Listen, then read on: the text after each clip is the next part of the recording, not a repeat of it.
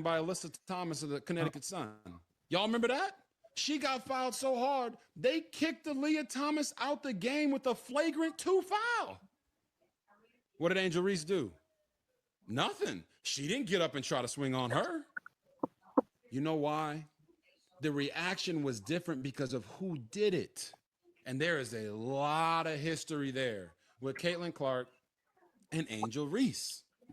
Sundays and Wednesdays, yeah. 8 o'clock on YouTube and Facebook and Twitter. It's the crew and you. Let's go. You can't get any better. Best thing about it, the way he did it the right way. With the crew and you, to the crew and you. Do y'all have anything to say about What up, baby? Welcome to the crew and you. Congratulations to my dog, Chuck Little John, the OG. Y'all didn't know I've been changing hats all night, have you? No. You've been doing that. And so, look, let me tell you, those dudes were the first one that I ever seen with the full tracksuit, and no drawers. You know what I'm saying? Understand that you can be at the bottom, you can be anything you want to be, and when that happens, you can be a champion like me. Can you imagine 100 people just all yelling? With the crew and you, to the crew and you. With the crew and you, to the crew and you. What up, baby? Welcome to the crew and you. I'm your boy G. To my right hand side, we got the OG. We signed our players. Chuck, Little John, and underneath us both, we have Decatur's favorite reality star, Corey Davis. What's up, my dogs? Wait. Grinning too, like he on TV or something. I know, right? I'm Decatur. Look, it's indicator now. That's indicator. Decatur's favorite. I love it, man, and I think it's true. You know, I see no lies spoken right there, my dog. Reality Decatur star. ain't big, but I'm for sure. Absolutely. Decatur where it's great is what they call it, right? All right. Look, let me tell you real quick. I had a guy walking behind me. We was at work, and he said, "Man," and I didn't even know he watches the show, man. Guy named Dexter. Big shout out to Dexter. He said, "You going home?" Yeah, he said, "Trying to get to do that reality show." And I just turned, and I was like, "I got one question for you. Did you subscribe? Did you press like? Did you do?" He said, "Well, I watch it when I'm in the truck." Hey, look, I appreciate it, bro. That's all I do. And Dexter Sanford, I'm sure that's who it is. That's it. Yep. Go subscribe to the channel if you haven't subscribed to the channel already. Anybody that may be new to the channel, please hit that subscribe button, hit the like button, comment, and tell us how you feel about the show. All right, man. This is episode 88. Season 5. We have a great show for you, man. Let's welcome everybody out there on Facebook, YouTube, and Twitch. Remember, when you come to the channel, tell a friend, bring a friend, and when you come, don't come by yourself. Let's say what's up to my dog, Kamarie White, the Christianist Podcast, and anybody else that may be out there. I see there's a couple people out there already. Please put your name in the chat, man. Let us recognize who you are. Let us say what's up to you. This is an interactive show, so we love to interact with you all, man. So we have a great show today. We're going to talk a little bit about what we ended with last week on Wednesday about the RG3 Ryan Clark situation, the saga. And there has been a update to that whole saga situation, man. But I still want to get you all's take, so we didn't get deep into it last time. So I want to get you all's take on it as well. And also we got to get into the NBA conference finals. And we've had some good games, and we had some comebacks. We had some exciting stuff that happened, and we had some blowouts. So we'll talk about that as well. And then there is some WNBA basketball going on. I see a couple comments that happened that they're already trying to predict who's going to be the MVP. We're on like game 4 in the WNBA, which is crazy. Wow. Let these people let these women play first, like and then let's later on try to figure out who the MVP is going to be. All right, so then we'll also talk about there's maybe a new track league that's starting up by Michael Johnson. And yeah, if everybody remember Michael Johnson, the track star from the 96 Olympics who wore the gold cleats. If, 96 Olympics that was here in Atlanta, wasn't it? Mm-hmm. Yeah. So that he's coming up with a league to kind of promote track. Track. You don't hear about track unless it's the Olympics. And he's trying to get some more eyes watching that, man. So we got those things that we will be talking about, but we will start off in our first segment, man. What's up, James Little John, my dog Phil Harris? Absolutely, man. And I have to start this show off by saying happy birthday to my dad, Larry Wright, a regular on the show. Today is his birthday. I believe it's his 77th birthday. Don't do that. You say you believe. How old is your dad? 76, 77, maybe 78. Oh my God. In between them numbers right there. Between 76 and 78. Oh, I have Hey, man. mercy. Hey, OG, this is the second time this dude done did that, man. I gotta call my brother and ask him. Come on, man. Happy birthday, Big Larry. Yeah, Hey, Mr. Right.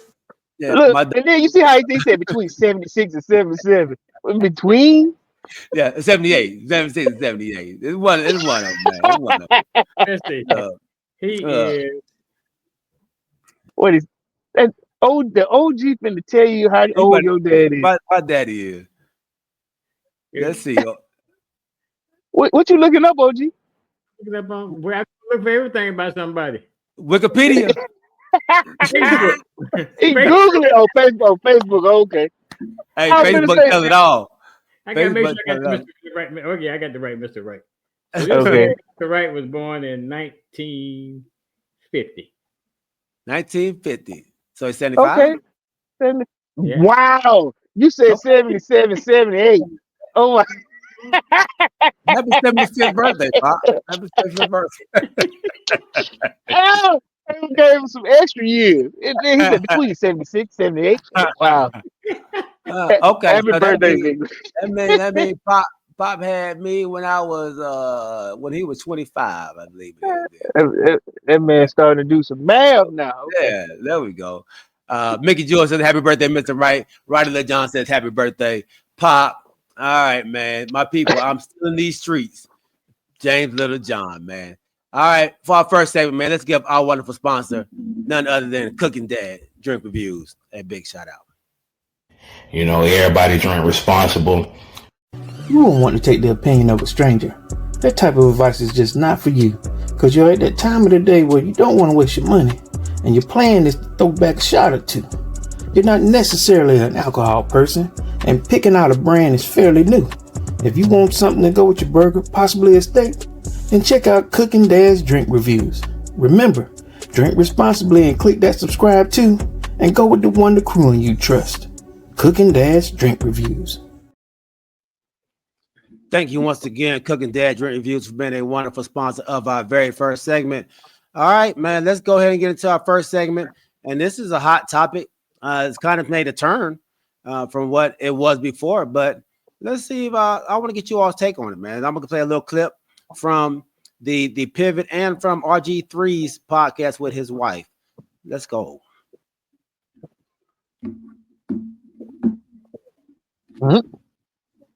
Place like that for a flagrant foul on another player if they don't dislike that player. Okay, you want some more evidence? Here's some more evidence. Remember last year when they were talking about who gets the credit for the expansion and the eyeballs and the popularity boost of women's basketball? Not just the WNBA, but women's basketball in general, because of the spike in the women's NCAA tournament and WNBA viewership. A lot of people were attributing that to Caitlin Clark, and rightfully so. This is what Andrew Reese had to say, and I quote, "People are talking about women's basketball. You never would think they'd be talking about women's basketball. People are pulling up to the games. We got celebrities coming to the games, sold out arenas just because of one single game. Just looking at that, I'll take that role. I'll take the bad guy role, and I'll continue to take that on to be that for my teammates. I know I'll go down in history. I'll look back in 20 years and be like, the reason we're watching women's basketball is not just because of one person. It's because of me too. I want y'all to realize that. Now, I heard a lot of people say that I or others have made Angel Reese the villain. Did you not just hear herself call herself the bad guy? Able to read the expression. All right. So that is RG3's take after the Caitlin Clark foul on Angel Reese in a game like 3 weeks ago. Or like 3 games ago, 2 games ago, whatever it may be. All right. So I want to get you all's take on just that part of it right now. Let's start with you, OG. And how do you feel his take was about the whole incident? And does he have a point? So we just talking about the whole incident. We talking about everything he said. Everything he said. Everything he said. We already talked about the incident and when it happened, but now his take. But one thing he's saying is that, which y'all been beating this dead horse too, about everything changing in the WNBA because of Caitlin Clark, which I never have agreed with. Mm-hmm. Then the other thing he said was that he tried to say that everything is changing in the NCAA because of Caitlin Clark. Mm-hmm. And I definitely don't agree with that. Right. But we kind of already touched on the fact about what Ryan Clark said. I don't agree with, I guess, with putting his wife into the mix. I guess this argument is between me and you. Mm-hmm. So I'm kind of like, I agree with RG3 on that family should not be involved in it. It's just a back and forth between me and you. Okay. No need to bring anybody's family into it. I mean, I disagree with your family life, but that's all well and good. That's something that I don't agree with it. But it don't have anything to do about the argument that we're doing between Angel Reese and Caitlin Clark. Okay. That's my viewpoint. But the other thing she said that I don't agree with and I haven't agreed with yet. About she's the sole one that's changing the WNBA, with you and Corey were saying that last year.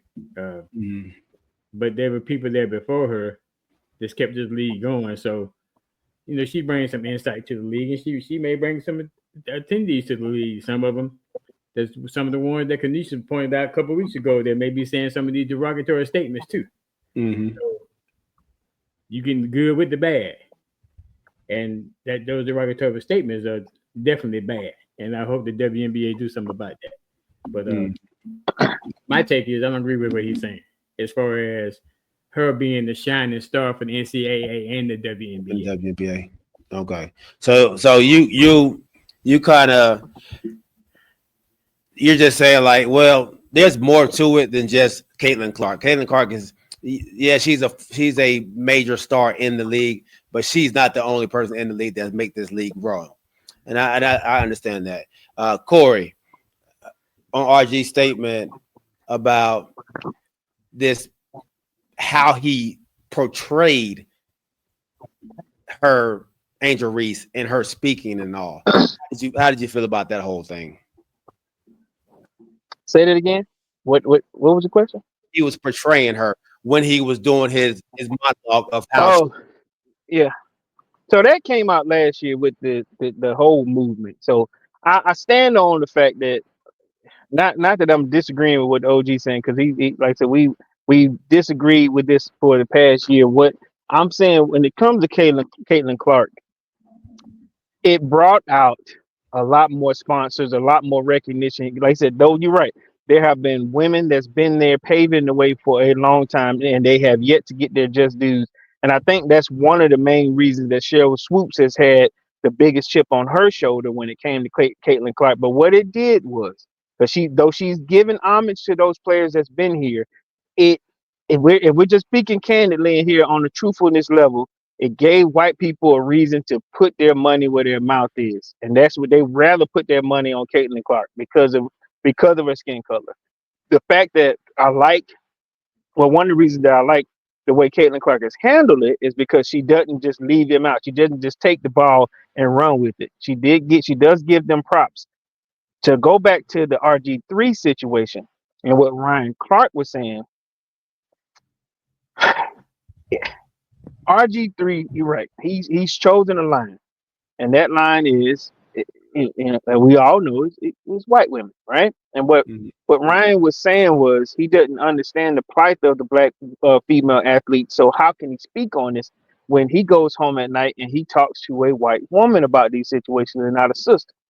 Now, the terrible thing about this is what it did was it brought now unwanted attention on Ryan Clark's wife. Because now we got people out there that they're showing, that have brought his wife into the situation. Now I see why he's complaining, because look at his wife, and that was unwanted. And I like the OG said, I agree with RG3 saying we should not have brought women and children. We shouldn't bring women and children in this when we have opinions on our own. We never do that. We disagree as a show with TCY family. Everybody disagrees, but it doesn't get personal. It never gets personal. You don't bring in another scenario behind your own opinion. You know what I'm saying? I think me and OG definitely agree with that part, that this has nothing to do with it. If you talking about me, let's talk together. We talking about each other. It ain't got nothing to do with my wife. It ain't got nothing to do with my children. It ain't got nothing to do with like I said, the color of their skin. Shouldn't have anything to do.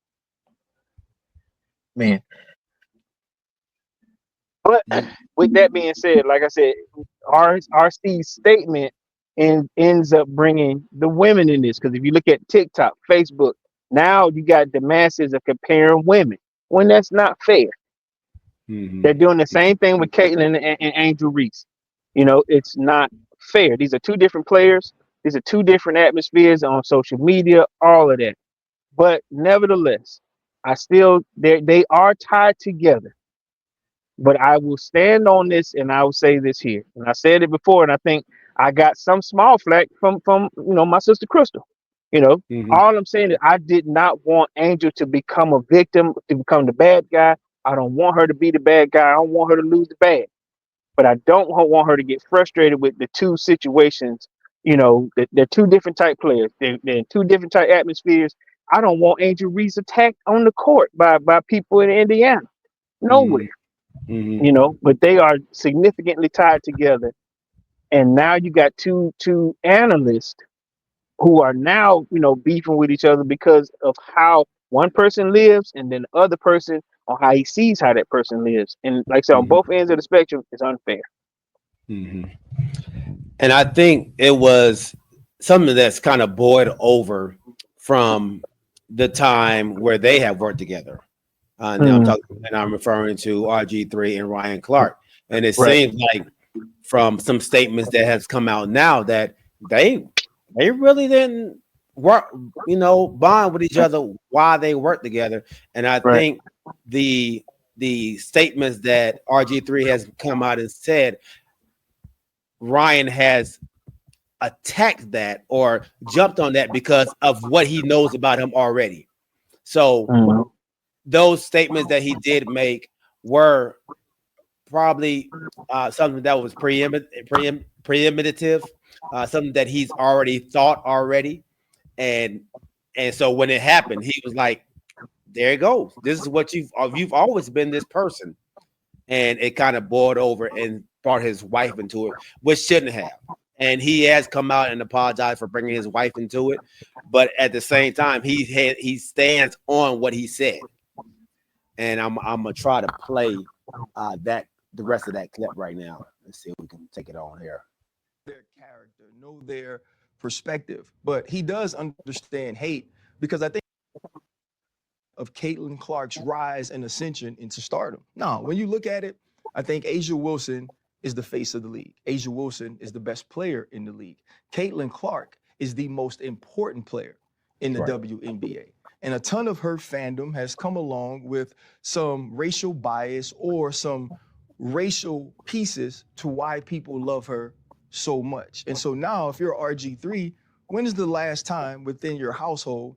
Okay, that's what we just talked about. So this is why he said that. So this is his apology right here. Up in me trying to make a point about how having Black women close to you and the things that you learn from them can help you in the way that you approach and speak to and about them. She didn't need to be the illustration of that. I could speak positively about what they are without making the insinuation that it's something that now I'm doing the exact same thing, or it may have seemed that I did the exact same thing to her that I'm trying to keep people from doing to Black women. All right. So that was Ryan apologizing for bringing RG3's wife into the mix where he said he shouldn't have. He said he could have made the point without bringing his wife into it. She didn't have to be the illustration of it all. And I agree with that. I understand what he was trying to do, making a comparison of why he's so quick to and I think for RG's side, he is making it a black and white thing. RG3 makes it blatantly obvious that he is, pro-white. Like that white is right. I ain't gonna lie. I think he's gone. I didn't mean to cut you off, G, but he's gone as far to say enough without saying RG3 feels like, white is right. Wow. I can't put it no blatantly. No more blatant. When you watch his podcast, and honestly, this is as more truthful as I can get. I know we got white people on the show, whatever. And I'm not saying this to be racist, but I got friends that's like that. Honestly, they've made it when they slid between the white thighs. That's and they ain't going back. RG3 is now whitewashed in so many words. You see what I'm saying?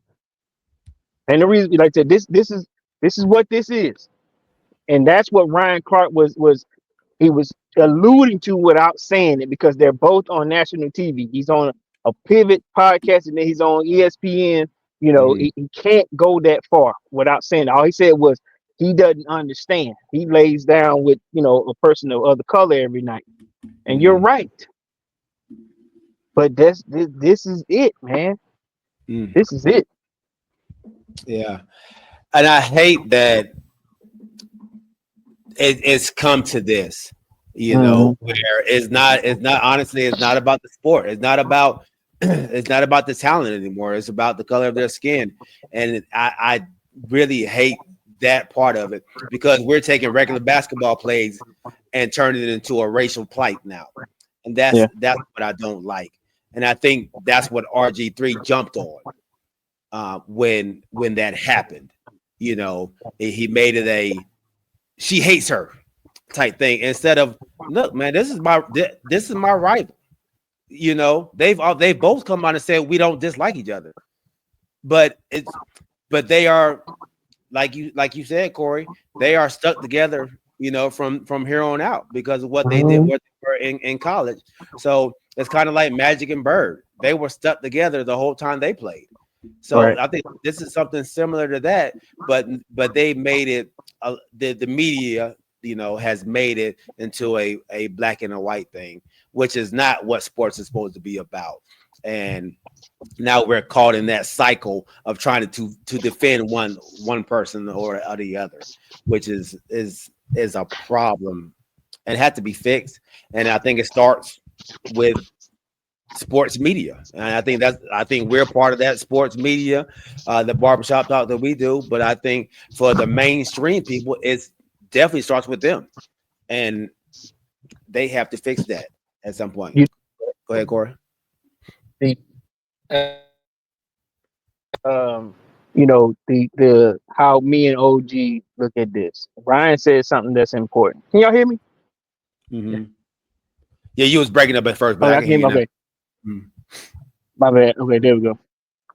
So Ryan Clark just said something that probably me and OJ can hopefully agree to. He said that Adrian Wilson is the face of the WNBA, and I agree with that. The most important person right now is Caitlin Clark, Mm-hmm.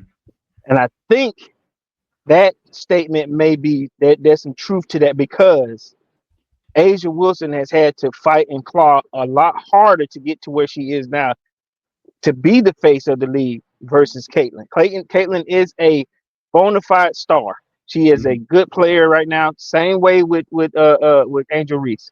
Angel Reese isn't as important as Caitlin because there's not going to be a whole lot of money coming behind Angel. It's going to be a lot more money coming behind Caitlin. Caitlin will, like I said, she doesn't have to be the face of it, but being the most important right now is what helps elevate the WNBA.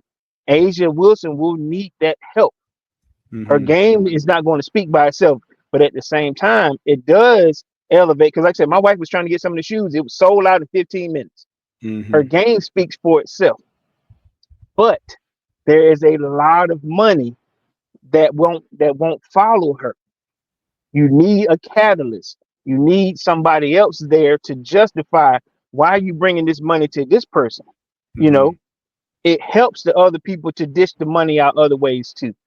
So that's why I think that can help our argument when it comes to the two.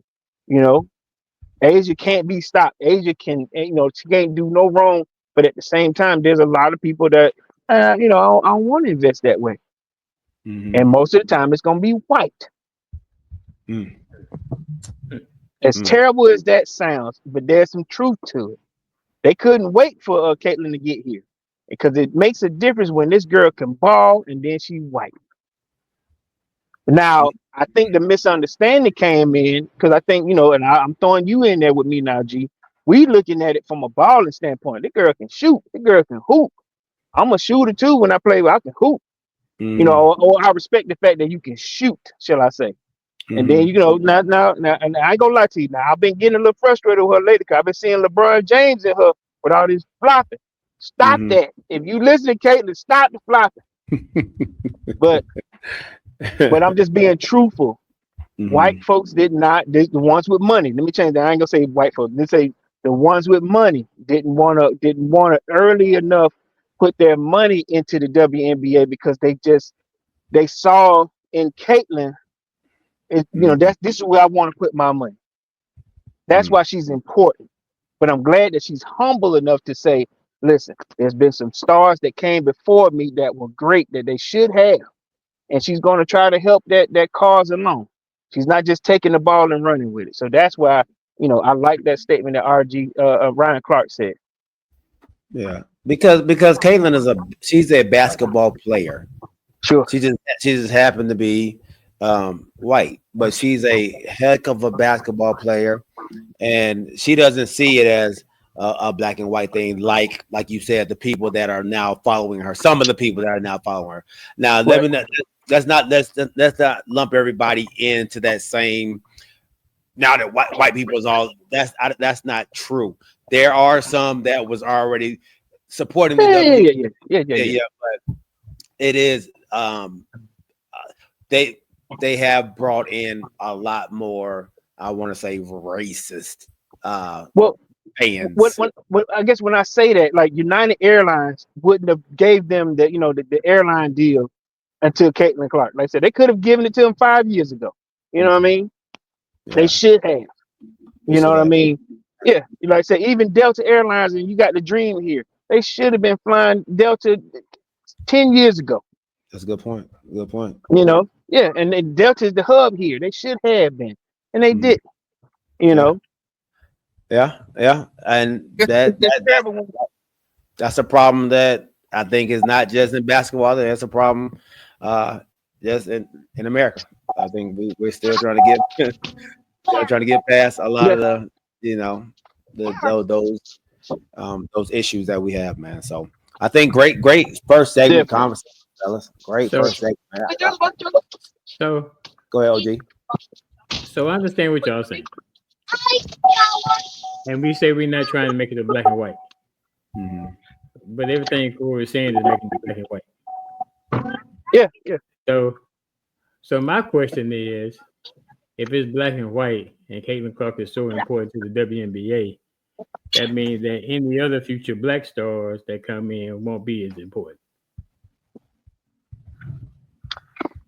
No, that's not what I'm saying. No. I didn't say you I'm said saying that. that. That's the question. That's not. I'm Okay, not saying okay, that's what you said. I said that is the question. And the prime time example I'm going to use, and y'all know who I'm going to use, is Juju.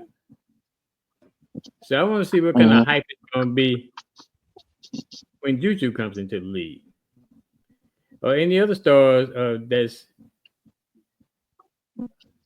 that look like us come into the league. What kind of hype is going to be if they have that hype coming out of college? Juju has the hype coming out of college. Juju's in commercial. Juju got all kind of hype coming out of college. So is she gonna get the same kind of representation when she comes out? I think she will. I think because the talent that she is, I think she will. But I think she has to keep it up.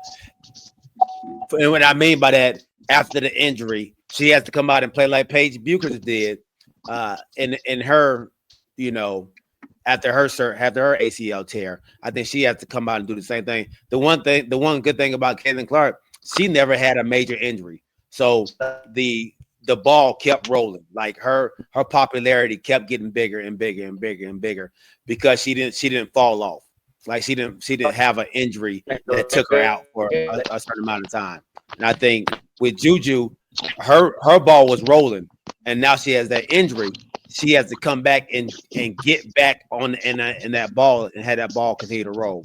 So that's the only thing I can see that could be possibly different. But if she gets back and she turns back into the same Juju that was, giving you 30 points, 28 points, and taking her team to the Elite Eight, I don't see why it wouldn't continue on in the WA with the hype. Okay, so you just mentioned somebody, and I won't talk about this so long, but you just mentioned Paige Buchers. So she had that hype. But what are you hearing about her? So Paige in college, now she didn't just have one ACL tear; she had two. Right. So hers kind of fell off. That's what I'm saying. Hers kind of fell off. She still produced, but she had back to back. So that's when Caitlin Clark, they was like, okay, well, we can't use Paige no more. We got to use the next person, and they put all their sponsorships and media coverage behind Caitlin Clark. Right now, for college, Juju was that one, and if she comes back and performs as Juju has performed before, I think they'll continue to do that. But if she comes out and kind of doesn't end up where she was or has another injury, they're going to find somebody else to put their coverage behind.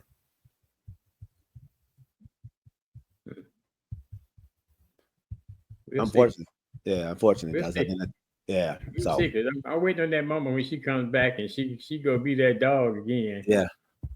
But I'm gonna do like Charles Barkley. I can guarantee you, she won't get the fanfare that Caitlin Clark get. I don't know. I mean, yeah, it's. I think we'll see. We'll see. We definitely will. Yeah, we'll see. And honestly, do you think?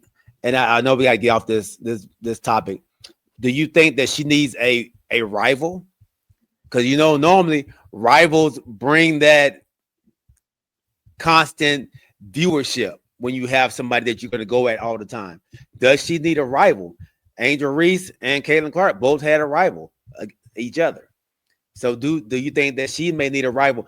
Larry Bird and Magic Johnson, they were rivals. That's why they continue to go on. Do you think she needs a rival that can get her and continue to boost her? But that rival came just that one season, because they didn't see each other the next season. Then they saw each other in the regular season, right? I thought they don't play in the regular season. That's what I'm saying. So that was the year that Iowa beat South Carolina. And and all the hand gestures to my girl. Mm-hmm. That's kind of like what started all that. The hand gesture that your girl gave Raven in that semifinal game. And then that's what started it all. If you want to know what started it all. Right. And then that's when Angel Reese was like, okay, I'm getting you payback for that. Right. That's what started it all. Did they not play before after that? That was the only time they played? Yeah. That's a false statement. What's a false statement? She was doing that with Amy Van Lith in high school. They were doing that. You talking about that right there? You didn't hear what I said. Oh, say what you said. I said the beef between Angel Reese and Caitlin Clark started with when she waved off Raven Johnson. Oh, the wave off. Oh, okay. Because when Angel Reese played it, then Angel Reese returned the favor to her. But she didn't respect her shooting ability at the time, right? Right. Yeah. So that's what I was saying. That's what I'm not saying she had just started doing it. I'm saying that's what started the rift between the two of them. Okay. But I think it's still a rivalry. Well, they made that the rival that they're gonna lean on and to push. And I think, and like Quest said, man, welcome on, Big Quest. He said animosity helps make it exciting. And I think Juju's gonna probably need that as well, man. Going forward. She needs somebody to rival against to make it exciting. Does she have to? Now she's coming from California, so these two girls are coming from deep south, Confederate Southern states or whatever, where the how would I put this? The racial tension is higher. From LSU to South Carolina to Iowa, those are country town, cities, towns where there's racial tension. There's no racial tension coming out of Cali. But once again, Corey, you making it a racial thing. Yeah, that's what it is. That's the bottom line, ain't it? It's not a racial thing. Her waving off but your girl from South Carolina, that wasn't a racial thing. That was a you can't shoot thing. That's a basketball thing. Her right. Angel Reese getting upset because she did it. That wasn't a racial thing. That because I'm gonna show you this, the SEC or whatever it may be. It wasn't. But why did Angel take it? Let me ask you that. Why did she take that person? Because they friends or something? Or what? Why did she said it was the SEC thing, right? I thought it was the SEC thing.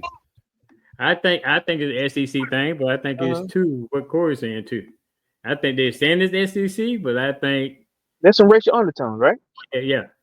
So you think Angel Reese has some racial undertone towards her? That's what I'm thinking. They're putting their hand back in their face. Yeah, it's part of the SEC, but I think it has a racial undertone to it too. I can't help but to feel that way. Why? Because we ain't making it up, but I can't help but to feel like there is some of that involved. You know what I'm saying? When it comes to that, go ahead. No, I don't agree with that. I don't see anything that's happening in the basketball between Angel Reese and Caitlin Clark and Angel Reese in South Carolina and Caitlin Clark in South Carolina. I don't see any of that as racial. I see all that as basketball. I see all that as playing ball. I don't see that. That's why I say undertone. Right. That was that. I don't see the undertone though. I see the undertone.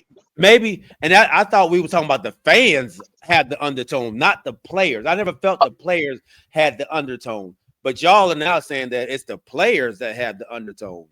And in that situation, because again, during that time, there's all this hoopla about her breaking the record and all this kind of stuff, and she waving off my girl and all this, and then they go to play LSU, and I think Angel said, "You go do this to a black young lady in the SEC. This is what we go do to you."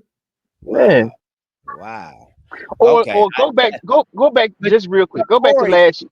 Huh? But Corey, you said she was doing it with Van Leaf in high school. I thought y'all were talking about how it all got started with the, right. But all that is basketball. So she's been doing that to not just to black women. She's been doing it to basketball player, white women too. But now that she done it to a black woman, she didn't do this to Raven. Angel Reese did that to her. right? Yeah, Angel did that to her. But, Right. but What it's, she it's did, all what she did to just- Raven was she did this to Raven. That's basketball. How That often you is see that? great. How often you see somebody do that? Oh, when you see somebody, Kobe Bryant, look at you while you shooting Rajon Rondo, while he's trying to shoot at the 3-point line, and he turns around on, that's the same thing. But That's you the didn't see the same gesture. thing. I asked you how many times you seen that gesture. It's basketball. But How many times have you seen that gesture? I feel if you watch basketball, you'll see it 17 times in the game when people like, man, that thing ain't going in. Get out of here with that. I've seen Draymond do that. Make it out of here. That thing ain't going in. I've seen that. That's basketball. I'm sure y'all made that a racial thing because but the key word, like OG said, is undertone. Not saying blatant, but it's like hidden or pieces of it, or it wouldn't be this deep if it wouldn't be a color line. Has she done that? Has she done does she do that to every black woman that plays basketball, or was it just Ariana McDonald who couldn't shoot back then? Who? Oh, who was it? Who was it that she did it to? Raven. The Raven. Did the Raven. Yeah. So, or is it just Raven that she did it to? Does she do that to everybody? I didn't see her do it to nobody else. Right. Yeah. Right. So what I'm saying is, we're saying because she did it to one person who can't shoot, that Raven, and it happened to be black. That Raven can't shoot. Well, that day she could not shoot. Right. Okay. All right. That day she was struggling. So for her to do that to her, and she just happened to be black, and now to say, oh, she did it because she was black. Oh no, I don't agree with that. But I tell you one thing though, and we get off of it. Raven returned the favor the next year. She did. And guess what else Raven did? Want to chill. She put a ring on her finger. Yeah, you want to chill. You want to chill. All right, man. Great conversation. Great conversation, man. Let's go into our second segment. And we talked about people playing well and doing well. And these Indiana Pacers, man. Halliburton, his three is good. Roll, and he'll find the defensive part. Neesmith, three. And our second segment. I can't wait to talk about this. You know, everybody's responsible. You won't want to take the opinion of a stranger. That type of advice is just not for you, because you're at that time of the day where you don't want to waste your money, and your plan is to throw back a shot or two. You're not necessarily an alcohol person, and picking out a brand is fairly new. If you want something to go with your burger, possibly a steak, then check out Cooking Dad's Drink Reviews. Remember, drink responsibly and click that subscribe too, and go with the one the crew and you trust. Cooking Dad's Drink Reviews. Thank you, Cooking Dad Drink Reviews, for being a wonderful sponsor of our second segment. Check this out. Good, got it. Shot clock at 7. Brunson with it. He'll make a move. Fly inside, and a big basket for Brunson. The rim protector on the floor as well. Neesmith, 3. Good. Another one from outside. The Pacers. Towns, Bridges, Towns to the hole. Neesmith again. 3. Got it. He's a flamethrower. There was. Neesmith, it's a 3. It's a 2-point game. It's a Halliburton. He'll take it. He'll backpedal. A 3 for the win. And he got it. Oh, Man, we have to talk about game 1 of this New York Indiana series. Whoa, probably one of the best games I've ever seen live, and exciting. We were on a golf trip, man, and Rodney was like, "Hey, man, y'all gotta calm down. Like, y'all too loud." I mean, we was in there losing it, man, on how exciting the game was. So y'all tell me what y'all thought about that game, and just the comeback of the Indiana Pacers. Let's go with you, Corey. So I don't know if it was a comeback or the greatest, how they call it, as a flop from the New York Knicks, but you can feel it, huh? Debacle. Yeah, because you can feel at some point when Naismith just kept bottoming out and he just could not be stopped. You knew something was gonna happen, you know. And I was like, are they finna lose this game? And then, like I said, Halliburton said, look, I'll finish it off. And that lucky shot, for it to drop straight back into the hole, it just knew they were going to lose this thing. And somebody had already said that the Knicks were, I think it may have been Chris Paul. I mean, not Chris Paul, but Paul Pierce.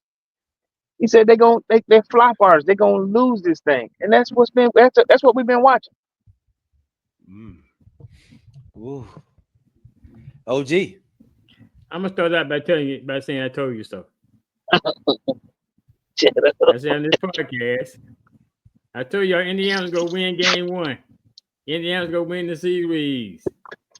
The response I got from the favorite reality star was, well, Indiana's been playing against handicapped teams that hadn't had all their starters there.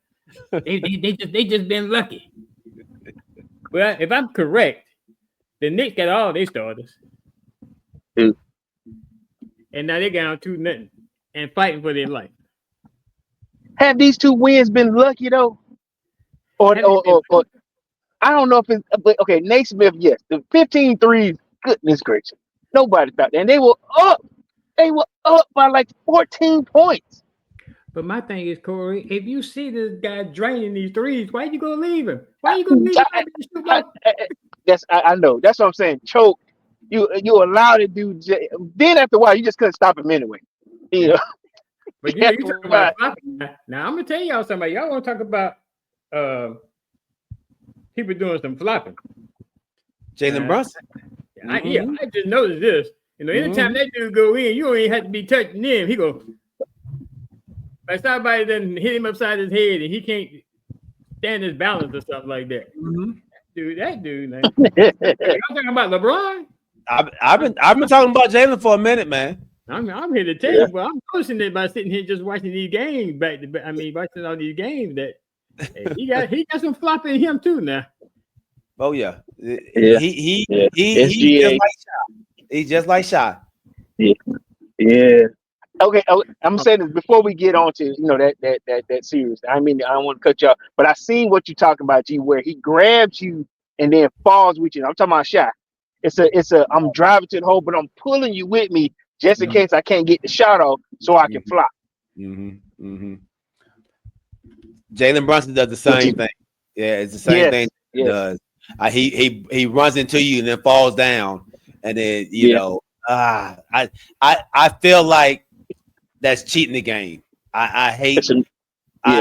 Be a scorer. Be a scorer. And I think both of them can score. And I like the way they score, but take the flopping out, man. Stop trying to trick the refs to give you a call. And that's how I feel what they're doing, man. The refs and they're falling for it. And it's frustrating for a ball player, somebody that wants to play ball, because on the other end, you're playing ball. You're taking the physicality because it's the playoffs. You taking the little bumps and stuff that happens in the playoffs. But then on the other end, they're falling for the flopping of it all, man. So I can't stand it. I've heard, and I think that's why Reed. Man, I think it was Reed that pushed Shy down because he was just like I said, man, I've been. McDaniel. Who was that push? McDaniel. Yeah, McDaniel. I'm tired of this. He shoved that dude like tired of this. Y'all don't see it, and I'm tired of it. Yeah, but Nas Reed did come out and he was telling the guy, Lou Dort, man, y'all gotta stop flopping, dog. This ain't basketball. Like this is not good for basketball, man. Stop flopping. Let's play ball. Let mano y mano, man. Stop trying to look for the refs to bail y'all out. So and I think we talked to OG about it a couple of episodes ago about all the free throws they were getting, and so but to stay on the Knicks and the Pacers before we jump over there, I know we kind of went off kilter, but the Pacers are playing at a very, very high level. The Knicks, they have no answer, and they aren't playing bad basketball. That's the crazy thing. The Knicks aren't playing bad. I think they're out rebounding the Indiana Pacers. They're playing with them. They're shooting the ball well. They have Carl Anthony Towns playing well. I think he had a bad fourth quarter or whatever in the last game, but Jalen Brunson's playing well. Mikal Bridges, and who I said was X Factor, he's playing well. OG is playing well, and they still can't get over the hump. But OG asked the question in our group chat, man, or in our thing, man. Has Halliburton earned that respect, or has he moved himself up to where now? I was questioning him being in the All-Star game. I was questioning him being on the Olympic team. Has he solidified himself as one of them dudes? Has he actually moved up the ladder, man, to be one of them dudes that we should be talking about as one of the best players in the league right now? OG. I think he has. And it shows off. It's coming to light in these playoffs. I think he the shot in game one when the game winner. If he wore size 12 instead of size 13, I like Kevin Durant. It would have been a winner. But I think he hit a winning shot against the Cavs. So it's like that in most cases when they get down to the clutch, they put the ball in his hand.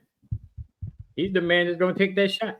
So I think his stock has rose in these playoffs, at least for me, as far as what he's capable of doing. And one other question you asked us too. You asked us, can the Knicks win without Bronson scoring 30? And I still say no. Yeah.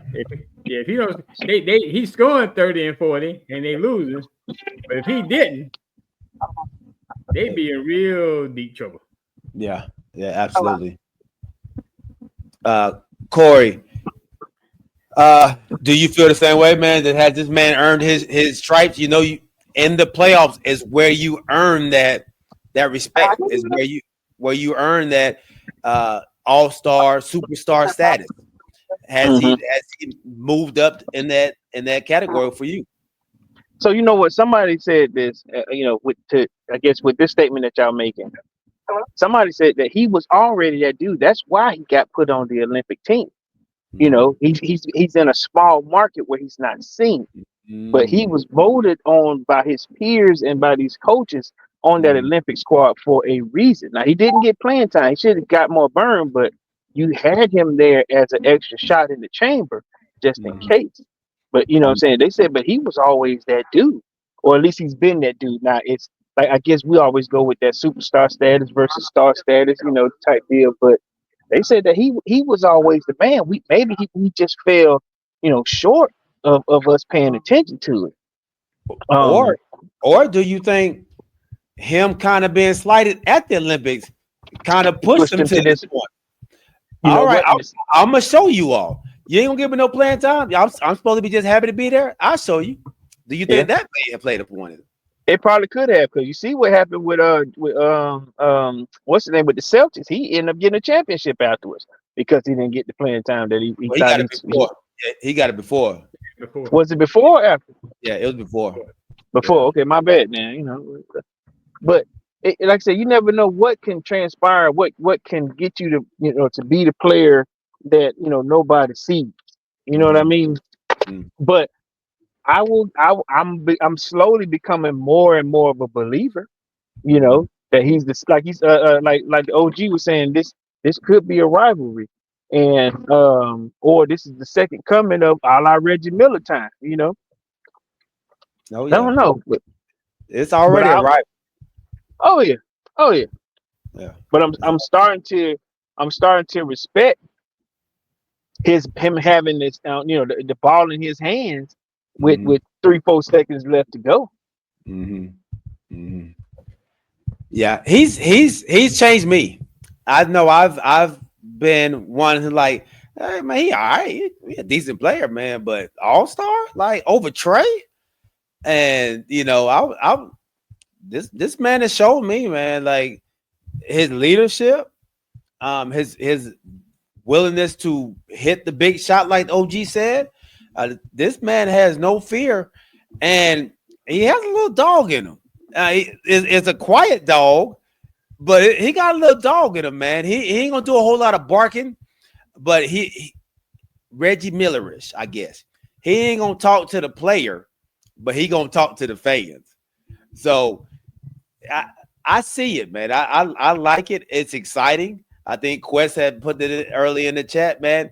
This type of banter, this type of energy is what you need, and it makes it exciting, man. And this has been an exciting series, even though it's what 0-2 or 2-0, and they're up right now by like 8.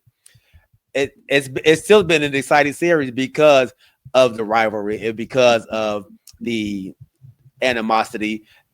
These two organizations don't like each other. These two fan bases don't like each other, and it's showing. And I'm excited about it, man. I think I told you all I was excited about this series going into it. On the other half, in the Western Conference, man, you have the Minnesota Timberwolves who got pummeled in Oklahoma City by the Thunder. We always say a series doesn't start until the road team wins a home game. So far, no road team has won a road game yet in this series. The Minnesota Timberwolves put it on the Thunder last night, beating them by 38 points. Shai only had 4 free throws. He shot 4 for 13 for the game. Was that an anomaly? Or can I stop you right there, G? Yes, absolutely. I got a question to ask y'all. Because as much as I respect the fact that my homeboy gathered himself up and went into how they call LeBron James mode when you go into beast mode. Do you feel like the league? Don't nobody call LeBron James mode. Who calls LeBron James mode? That man say what he want to say. Nobody called LeBron James mode, man. I'm saying what you want to say, man. I'm sorry.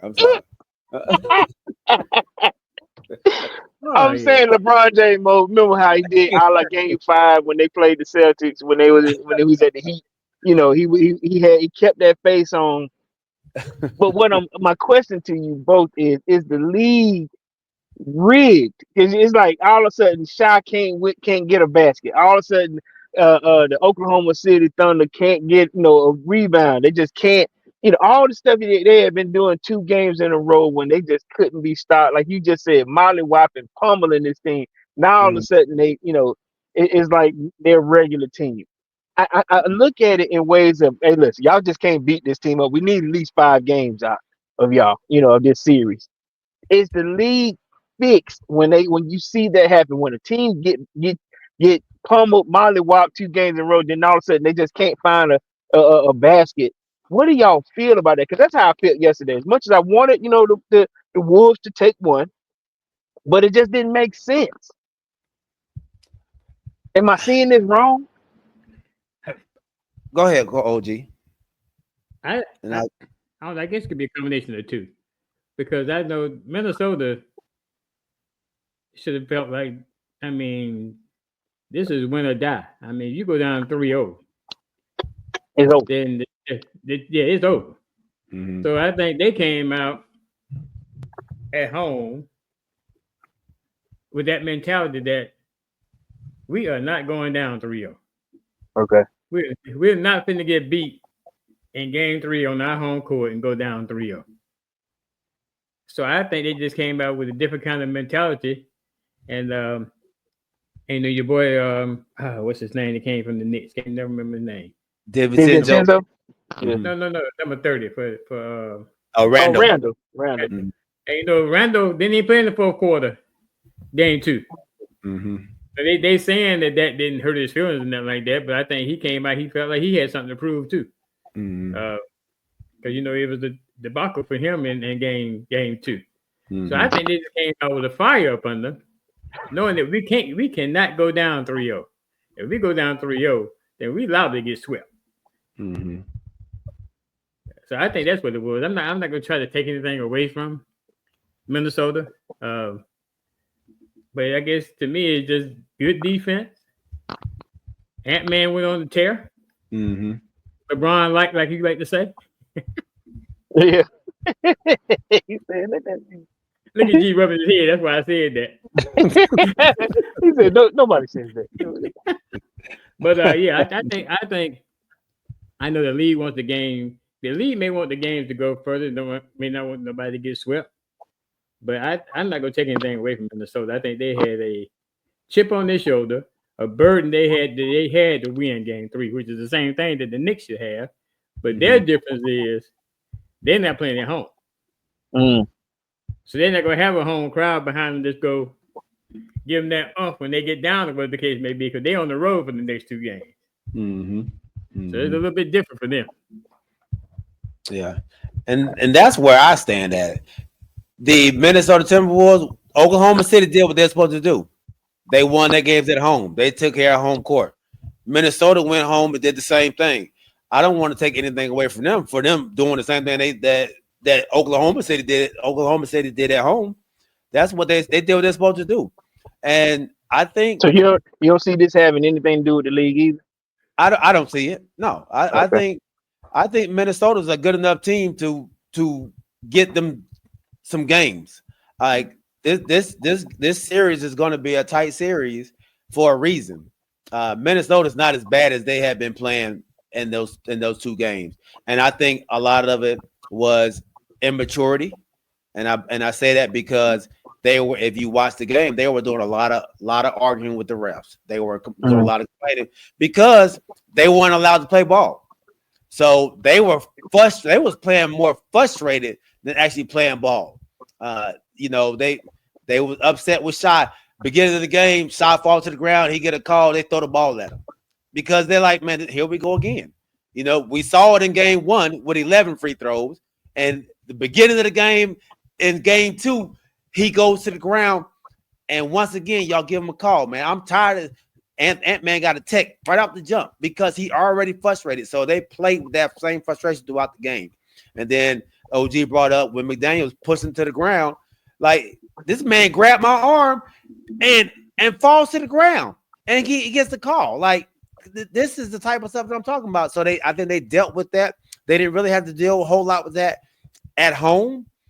I hope that they allow these refs, not the refs, the players to play ball. Let's see who's the best team out there without the refs getting involved. No player should be getting 15 free throws by falling to the ground, man. I don't like that. I don't like that. He had 11 the first game, 15 the next game. That's insane. that's how many has Bronson had? You ain't keeping up with that. No, Brunson has a lot too. Brunson's having he gets a lot as well. He don't get as many as Shai, but he does. He gets his fair share as well. I'm gonna say this too. I think they're not calling it as much in the Pacers game as they do in and I think because they figure it's gonna be a little more physical and with the Knicks and the Pacers anyway, so they're probably not calling as much. But I'm gonna tell you right now, and just to go back to the Pacers and Knicks, I told y'all this should be a low-scoring series. If the Knicks don't do something to keep this thing low, they're not gonna win. They have to be in a 95 to 100 for them to have an opportunity. Them playing 128, 130, they ain't gonna win no games doing that much. They can't score that well. Like, who are you talking about? The Knicks. Okay. Their games have to be around 100, 105, 90 to 105. Like they can't play these high scoring games, man. And if they don't do that, they're gonna be in trouble. But back to the Wolves and Thunder, I think they figured something out, man. And I think they understand, we have to play our game without talking to the refs. And I hope they do that in this next game. And I think it's gonna be tied up 2-2. Come tomorrow. I think the Wolves are gonna tie it up. Yeah, and they're gonna tie it up. So I thought the Pacers Knicks was going 7. I don't see it happening. I don't see it happening. They just have no answers for the Indiana Pacers, man. So I don't see it happening, man. And I think I told you all, I thought the Knicks would win, but I wanted the Pacers to win because I didn't think the Knicks fans deserve the dub. But this Pacers team look good. They look good. But ultimately, you picked the Knicks. You ain't Corey. I did, OG. I did. I'm gonna put that on record. I did. I'm long whipping it. He long whipping it. Absolutely. Cousins got 3 fouls.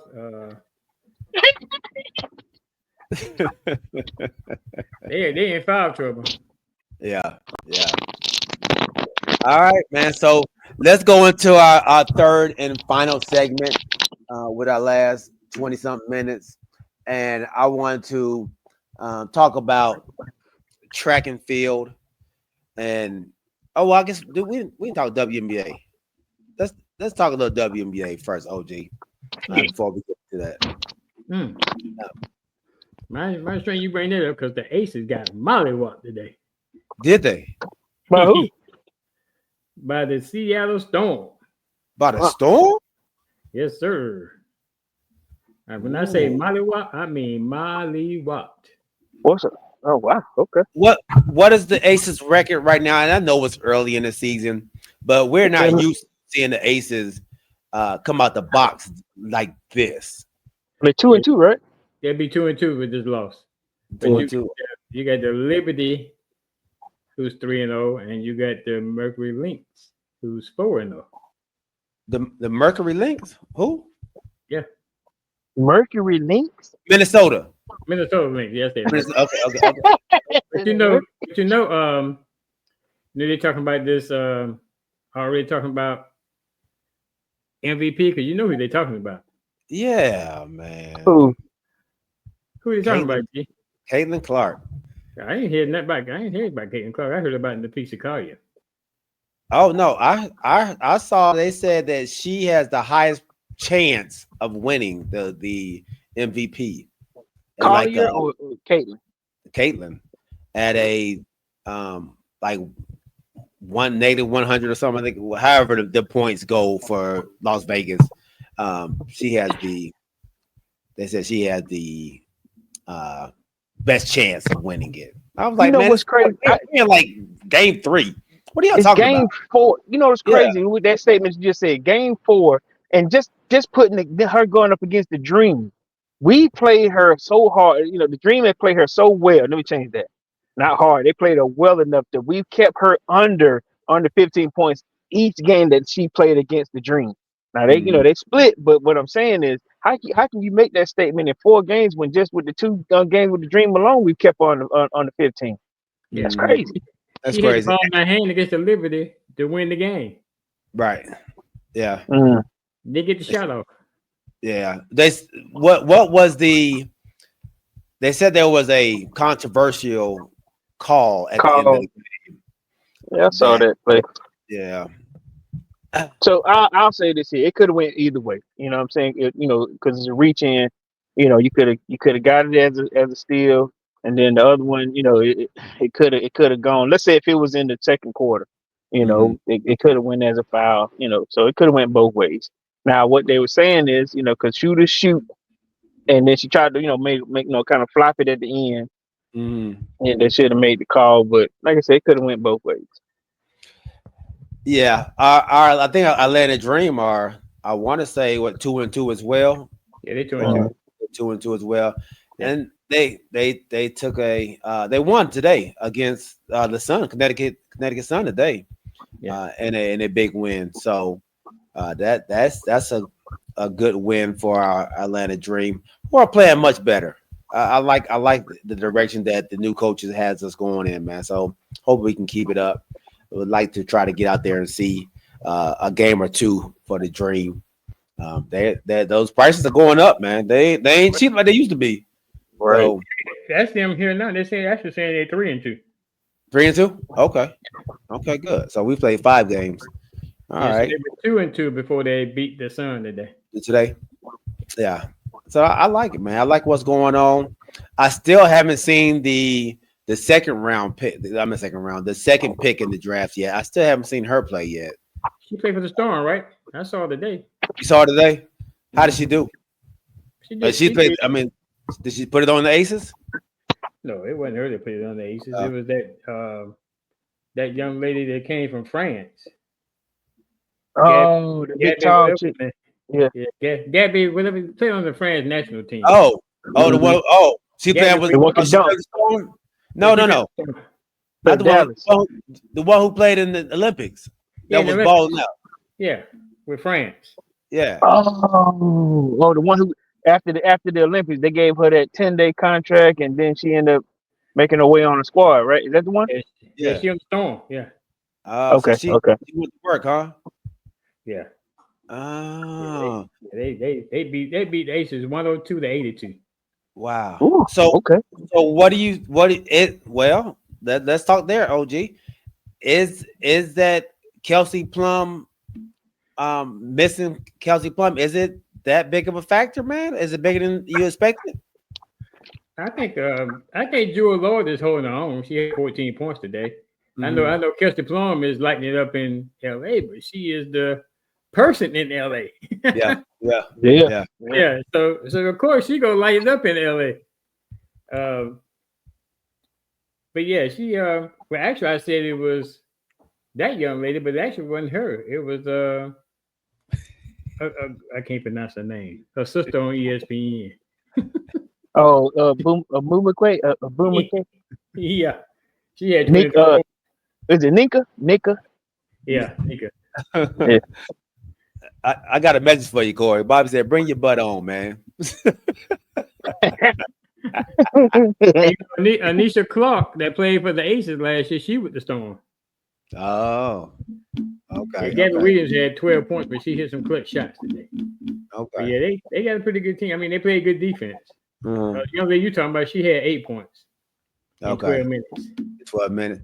So she's not that phenom like Wemby was. Like I was waiting on her to get loose and get a dunk. That's why. Yeah. Has she had a dunk yet in the game? I'm not sure. I really don't follow them. I just watch they because they're playing the Aces. So I'm gonna go ahead and put it out there. I don't think she had because I would think we were probably seeing it on some kind of. I was just about to say the same thing. Yeah.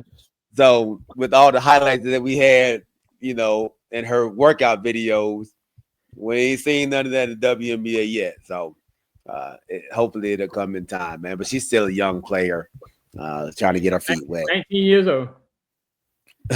What the Halliburton? The Pacers up by 18 points right now, man. Bronson got 4 fouls. That's again. Thing. He been getting fouled. I mean, that foul trouble been killing him, man. And Big Cat got 3. Yeah. Wow. Yeah, it's. Ooh. Okay. All right, man. Let's go into this track and field. Michael Johnson, the great runner, he's starting up a league now. It's called the Grand Slam Track. So he wanted to kind of play off the Grand Slam and soccer, the Grand Slam and I think baseball. So he wanted to use that in track as well, bringing all these great players together and calling it the Grand Slam. So he's starting up a league of 48 track runners. He wants the stars to come out and play in this league, whereas a 4-event league tournament or season where they will be playing in Kingston and like 3 Jamaica? other cities. Yeah, Kingston, Jamaica, and 3 other cities for a pot of 16. I think it's $12.6 million dollars. So this How does that work with track? I'm sorry. No, go ahead. No, I'm just saying. I'm gonna ask you, how does that work in track? You being a world record runner. How does that? How does that work? You put 12 million in the pot, but I mean, it's just a bunch of 100s going on. What they Well, doing? well, so they will have different categories. They have a short sprint that's a 100 and 200 meter run, and that top prize for that would be 100,000. So they'll start that right there, and eight people will earn. So the top 8 that run that will earn money from that race. And so I was trying to figure out the rest of the races as well, and I don't know where it went. So so they've acquired right now like $30 million from an investment company that's willing to help them out, and 30 million. it's trying to bring more attention to track and field. Man, we only watch track and field every 4 years, and then every odd year they have the world championship. Wait, y'all don't watch track all year long? I do. On what? On what? So like right now, they just finished running like 2 weeks ago. Like it's like a Prefontaine. That was in I want to say it was in Arizona.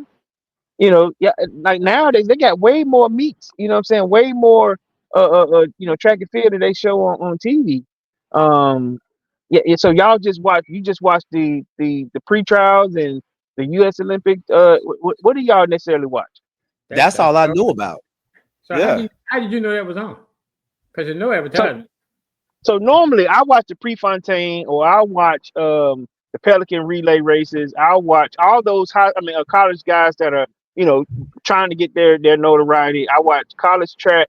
LSU is always on top. USC is always on top. Oklahoma, Georgia tends to be somewhere around there a lot. But like I said, I watch Prefontaine. I watch Pelican relay races. I watch the like I said, Pelican is normally, that's when I was in Louisiana. They'll have those, like I said, LSU will host that. Southern University would do the same thing. But I've always, I've always caught a lot of intermediate running. And, between those 4 years, it's like 7, I think, big tournaments every year. Mm-hmm. Right. But you're talking college. So I don't No. think Like, Go ahead. No. A lot of these. That's not college players. That's not college. Is that just college people that you said you're watching? No. Yeah, no. That's what I'm saying. They have a lot more runners. Like this, I think there's between the 4 years that they're running, like not just trying to qualify for the Olympics, but there are heats and meets like Dubai. They had them racing in Dubai. They're headed. I think the next big meet that they're going to is TT Terry. She was just doing her little TikToks in Japan. They're racing all over different places. They still keep running. They don't just wait for, like I said, the Olympic trials and then the Olympics. They run all year round. So the big names are always in these meets too? Yeah, like I said, TT Terry. I follow her. I was just looking at her, like I said, in Japan. She was just showing what she was eating. She was putting together a little instant bowl of rice, and that thing turned to a big bowl or whatever. But I'm just saying, I watched a few of them. Otto Bolden, I watch him, because he's the commentator. And then I didn't realize, because at first, I apologize. I thought my girl Richardson was gay, but she's dating I forget his name. He's the fastest 60-meter runner, but they race all the time. Mm-hmm. Yeah, I know the Diamond League. I know Diamond League. That's another one. Yeah, but they're in between the 4 years. Like that's not a regular thing. That's a league that comes like maybe once a year or whatever it may be. That's not something that they race all the time. So I'm trying to find the different schedules for them. I know you. I saw they have like the Grand Prix that we just talked about, the Grand Prix season. They have. Yeah, go ahead. I follow Gabby Taylor. Gabby. Yeah. Is her name Gabby Thomas? Gabby Thomas. Yeah, Thompson. Or whatever. Yeah. I follow her. Like I said, they just ran. I forget where, but they tend to. This is how they make money once they become pros. You know, they have, and I said it may not be for big money here and there, but like I said, if you're saying that he's putting together, I guess a bigger pot for his league, it's no different from the, like you said, the Diamond League, Prefontaine, a lot of these little bitty leagues where they have to show their face so they can get more notoriety, or like what most of these runners are doing now is, they're reaching for social media to get, a little bit more money here, a little bit more sponsorship, but they have to run all year round. Okay. Well, yeah. So that's what Michael's trying to do. He's trying to, but he's trying to bring more attention to it. Like I guess you see it, but I don't. I have never seen a track commercial or anything that says, "Oh, a track event is coming up," and unless it's been, for the Diamond League or for the pre-trials. For the Olympics or any one of those, the FIBA races or whatever it may be. Yeah, that's the only time I've seen it. So Jamaica tends to throw because Jamaica, they got a big heavy running like a league out there in Jamaica, right? Yeah. Jamaica. The Chinese are doing a whole lot better. Great Britain, so you got to travel now. You got to have some sponsors in order to do it. But yeah, they got some runners out there. Okay. Well, I'm excited about, man. So be on the lookout for the Grand Slam track, and a shout out to Miss Diane. She actually put me on to that last night at my dad's birthday dinner. She actually brought that to my attention, and asked me what I thought about it. I had never heard of it. So that Michael Johnson, him doing that is great, and I hope he gets enough sponsorships and enough backing to actually make something out of this thing, man. It's kind of like what the LIV did, try to bring more attention to golf. And so hopefully this can do that for track as well. Do y'all remember that? Do y'all remember that race with him and Donovan Bailey? They made they did 150 meters because Donovan Bailey was more of a I'm sorry, let's say Donovan Bailey was a 100-meter runner, and then you had Michael Johnson who was a 200 and 400 meter. Yeah, so they came up with a 150. Because that was between 100 and 200. They did a 150, and Michael Johnson came up lame. Oh no, I don't remember that. Yeah, right after the Olympics. Oh yeah. So you're a big track guy. I don't remember that. I don't remember that at all. You remember that, OG? No. Yeah, me neither, man. Does anybody? Yeah, me neither. Yeah, they ran that 150 meter. I think it was for $1 million at the time or something crazy. And Donovan Bailey, said that he was faking, pulled up lame, said he pulled a hamstring. That honestly, that kind of rings a bell. Somebody, but maybe I'm thinking about Noah Lyles when they say he pulled up lame. I know this, like I said, this was 96, 97, right after the Olympics. So somebody help me out here if y'all remember that. Does anybody remember what Corey talking about? Anybody? he trying to call me out. If anybody remember that? So somebody Google Michael Johnson and Donovan Bailey 150 meters. Hey man, I think this has been a great episode. Shout out to my guy Brian from church, man. He actually subscribed to the channel today. Thank you for joining the TCY family. We appreciate you. We're up to 589 subscribers right now. We are steady moving up. So all of the new subscribers out there, man, thank y'all.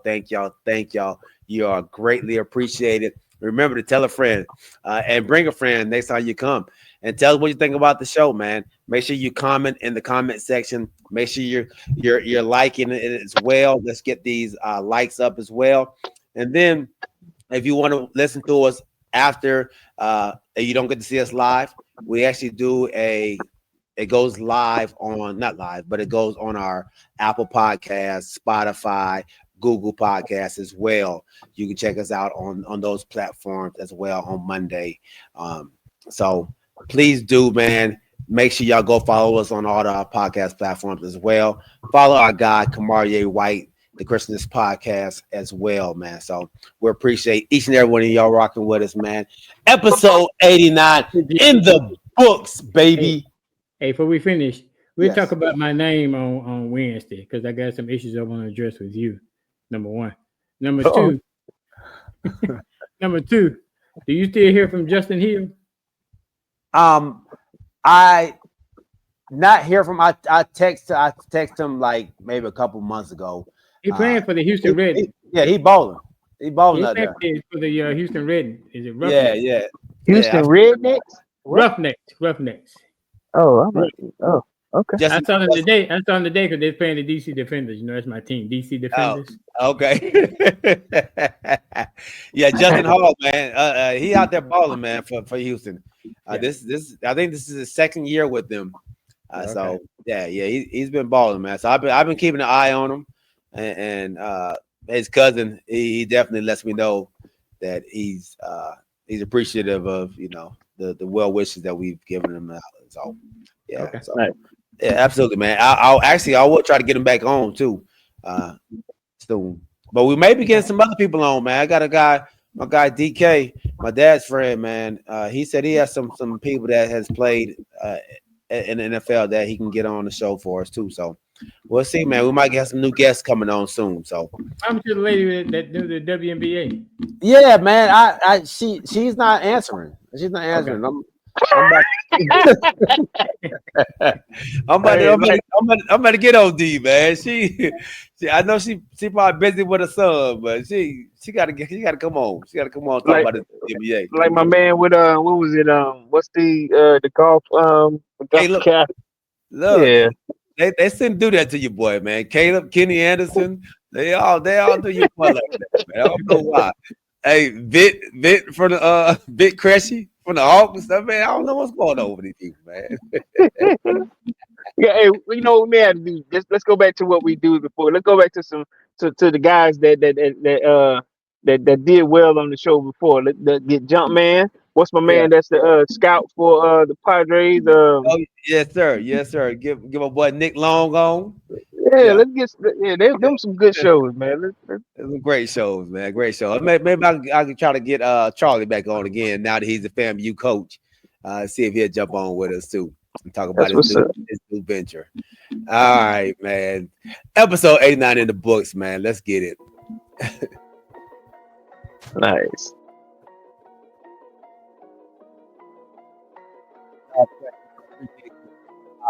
Shout out to my dad, man. Pop, happy birthday. Happy 75th. Yeah, happy 75th, 76th, and 77th birthday. We love you, Pop. My dog, Quest Al Lassiter, my cuz Phil Harris, my homeboy Rodney Littlejohn, James Littlejohn, my nephew NF Skull. Congratulations on your graduation as well. And like I said, my guy Brian from church, man. I appreciate you rocking with us as well. My guy DK, I know you said you was going to be on as well. Make sure you hit that subscribe button. My homegirl Mickey Jewel, thank you, Mickey. And Kamarie White, make sure you check him and his wife out, the Christmas podcast every Tuesday. I appreciate you, my dog. We love y'all. Remember to keep your head on the swivel and keep God first. We'll see y'all on Wednesday at 8 o'clock. We are out. Peace.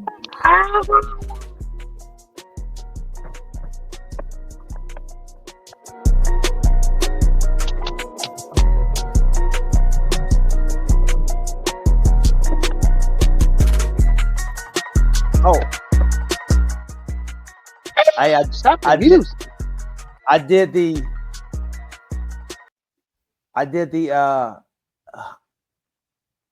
A Husband's Heart podcast yesterday, dog. So I'll let y'all. Yes.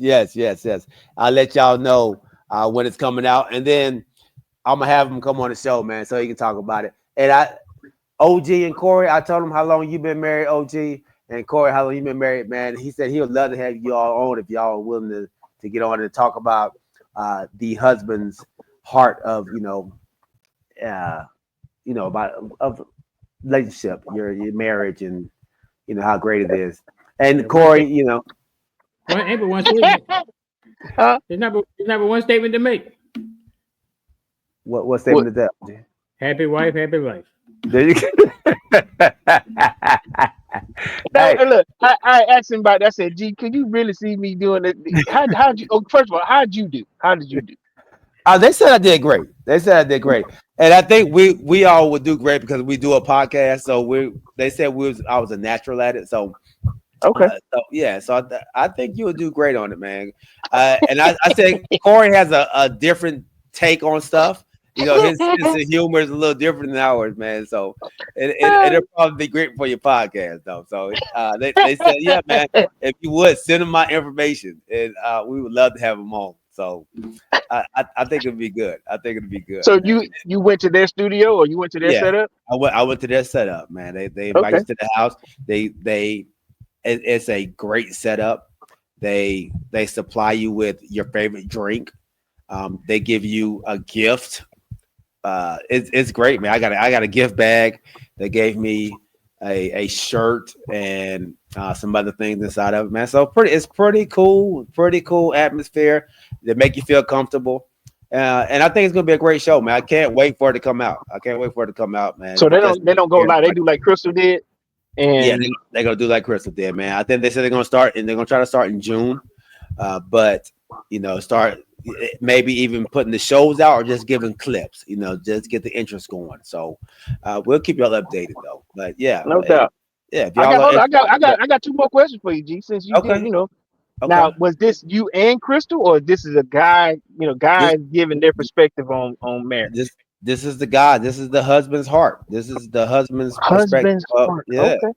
Yeah, the husband's perspective of it all, man, on how you deal with relationship, your relationship, what brought you to this point, and how you deal with conflict and all kind of stuff, man. They had some excellent questions in there, man. Some questions make you think. Did Crystal go with you? She did not. I went solo, man. So she's gonna be surprised when she hears all this great stuff I said about. Because Crystal tends to give us the truth after G done saved the woman in the ocean. Crystal, sometimes she doesn't remember everything that happens in our relationship. So she just didn't remember about the women being saved, though. So she came back with some receipt there, but she